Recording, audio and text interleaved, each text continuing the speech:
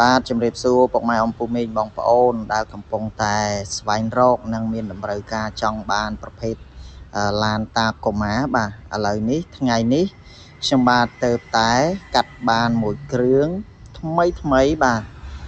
ដែលទៅតែនឹងរៀបចំហើយទាំងស្រុងតែម្ដងឥឡូវនេះកំពុងតែចេញថតដាក់លក់នៅលើទីផ្សារហើយបាទអញ្ចឹងមួយគ្រឿងនេះជាប្រភេទតាកុមារឆ្នាំ02បាទជាប្រភេទប៉ុង2ទ្វារ2បាំងបាទអញ្ចឹងពុកម៉ែបងប្អូនដែលកំពុងតែចង់បានប្រភេទឡានដែលអាចប្រើជាលក្ខណៈគ្រួសារដឹកសមាជិកគ្រួសារបានច្រើនក៏ត្រូវបាទជាលក្ខណៈយកទៅប្រើប្រាស់ដឹកឲ្យវាយអវ៉ាន់រកស៊ីចុះផ្លូវពិបាកក៏ត្រូវដែរដោយសារជាប្រភេទម៉ាស៊ីន6ប៉ុង2អូតូកាពីតាសបាទអញ្ចឹងតាក់ទងជាមួយនឹងភិនភាគឡានបាទភិនភាគឡានធានាជូនពុកម៉ែបងប្អូនណាបាទសាច់ដែកថ្មីអត់ពុកអត់ច្រេះទេបាទសាច់ដែកថ្មីអត់ពុកអត់ច្រេះអត់កប៉ិតកពាគៀកាត់តអីទេបាទធានាឡានអត់បុកអត់ប៉ះបាទអញ្ចឹងតាក់ទងជាមួយនឹងការរៀបចំបាទ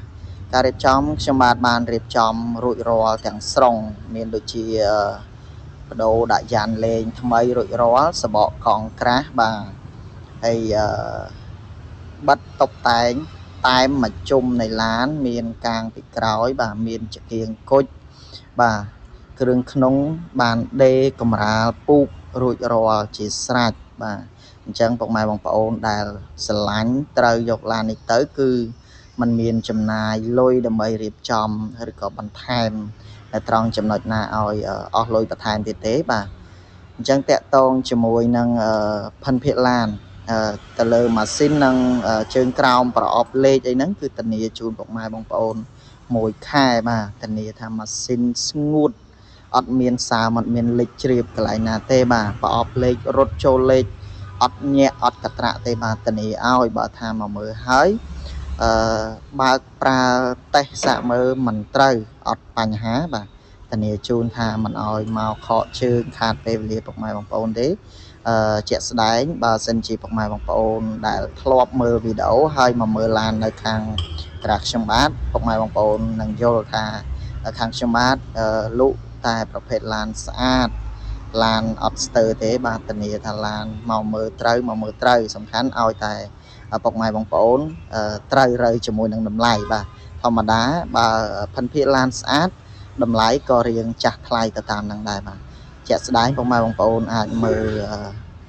ភិនភាគឡានទាំងក្នុងទាំងក្រៅទៅខ្ញុំបាទក៏បានដាក់បង្ហាញអត់មានលាក់លៀមកន្លែងណាទេ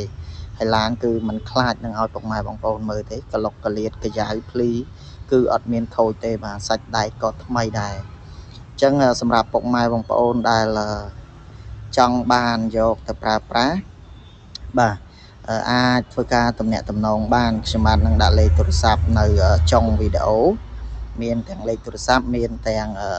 Facebook page ដែលអាចឆាតបានបាទនិង Telegram ដូចគ្នាអញ្ចឹងមួយគ្រឿងនេះសូមបញ្ជាក់ជូនពុកម៉ែបងប្អូនថាជាប្រភេទឆ្នាំ02ប៉ុង2បាទអូតូកាពីតាម៉ាស៊ីន6